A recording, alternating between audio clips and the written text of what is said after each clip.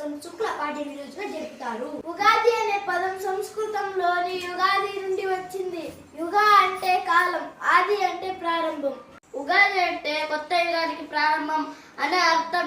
ఈ రోజు నుండి హిందూ పంచాంగం ప్రకారం కొత్త సంవత్సరం మొదలవుతుంది. ఈ రోజునే సృష్టికర్త అయిన బ్రహ్మ ప్రపంచ సృష్టిని ప్రారంభించాడని నమ్మకం ఉంది. అందుకే ఈ రోజును చాలా పవిత్రంగా ఈ రోజు పండితులు కొత్త సంవత్సరానికి సంబంధించిన పంచాంగ శ్రవణం చేస్తారు.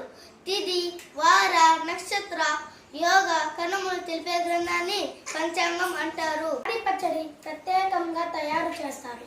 ఉగాది పచ్చడిలో తీపి, పులుపు, కారం, వగరు, చేదు, ఉప్పు రుచులు ఉంటాయి. వీటినే షడ్రుచులు అంటారు. ఉగాది మనకు కొత్త ఆశలు, కొత్త లక్ష్యాలు, కొత్త ప్రారంభాల గురించి తెలుపుతుంది. ఉగాది అంటే కొత్త సంవత్సరం.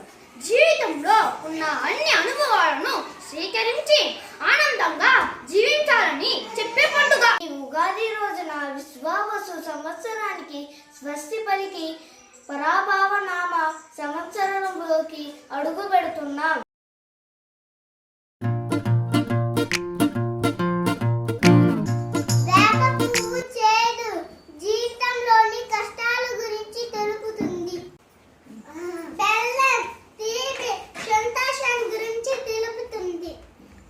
మిరపకాయ కారం కోపం గురించి తెలుపుతుంది. ఉప్పు జీవితం సమతుల్యం తెలుపుతుంది.